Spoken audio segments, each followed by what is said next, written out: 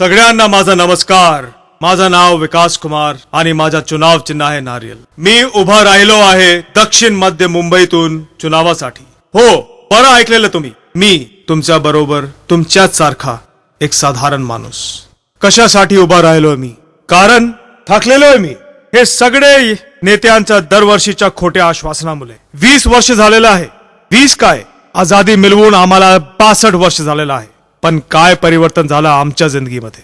वर्ष दरवर्ष हे सगळे नेते येतात तुमच्या मतांसाठी, पण परिणाम काय झालेला आहे? काहीच नाही। म्हणूनच मी एक साधारण माणूस उभा राहिलेलो आहे। माझं नाव आहे विकास कुमार, माझा चुनाव चिन्ह आहे नारळ। मी उभा राहिलेलो आहे दक्षिण मध्य मुंबई। मी कोणी नेता नाही आणि पदवीची किंवा खुर्शीची किंवा पैशांची मला लोभ नाही। एक साधारण माणूस आहे। मी नेता नाही आणि आम्हाला गरज नाही अशा नेत्यांची जे फक्त खुर्शीवरून बसून पैसे कमवतील। आम्हाला गरज आहे तरी असं माणसांची जो आमच्या बरोबर कांद्याला कांदा लावून आमच्या जीवनात परिवर्तन आणेल। तोच माणूस आहे मी। मी तुमच्याकडे हीच प्रार्थना करण्यासाठी आलेलो आहे।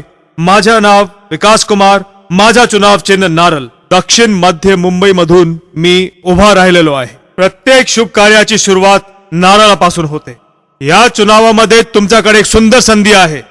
परिवर्तनाची सुरुवात नारळापासून करा। नारळाला मत द्या आणि तुमच्या जीवनामध्ये विकास आणा। जय हिंद।